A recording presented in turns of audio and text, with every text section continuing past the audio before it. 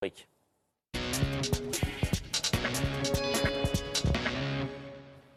Voilà donc pour la revue d'effectifs. On va maintenant vous proposer le classement avec bien sûr, vous l'avez vu, 4 concurrents qui se sont vus dotés d'une étoile dorée. Ils font partie des favoris. Alas, Tolkat Belloué, le 10 Septuor, le 11 Reggie Durzi et même donc le 17 Swedishman qui nous apparaissent tous comme des bases. Les secondes chances avec là encore des chevaux de qualité qui devraient faire parler d'eux. Les outsiders, on nous a mis Nabella Perrine mais qui sera l'une des bonnes chances de ce quintet également. Et puis pas mal de délaissés dans la mesure où ça s'annonce quand même compliqué pour plusieurs concurrents.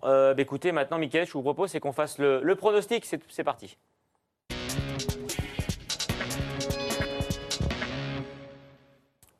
Pour le prono, Mickaël, je vais vous laisser nous livrer les choix. On a décidé de placer en tête le numéro 1, Tolkat Belloué. Pour quelle raison ?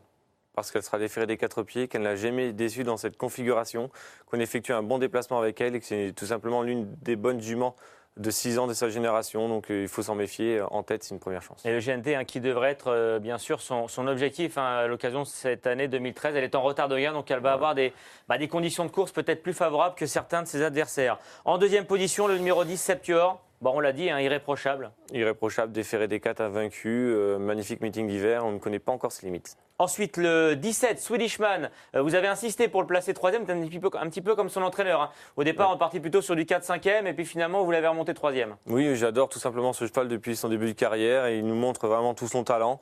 Son entraîneur est vraiment habile et je le crois quand même capable de venir titiller les premiers pour les belles places. Il a besoin de points et on va en assurer. Et s'il marquait de précieux points, effectivement, il se placerait très nettement en tête de ce classement et serait difficile à rattraper. Le numéro 11 ensuite, il s'agit de Reggie Durzi. Bon là encore, on l'a dit, le cheval est en forme, il vient de remporter la dernière étape toulousaine. Et ensuite, on enchaînera avec les secondes chances. On peut les qualifier ainsi. Quickly Paris, le numéro 16, bien à l'heure actuelle. Oui, très bon. Déféré des postérieurs, il est excellent. Il faut s'en méfier, il découvre un bon engagement, tout comme le 4, une Nabella Perrine. Déféré des 4 pieds, elle a rarement déçu. On l'a soigné lors de sa dernière performance.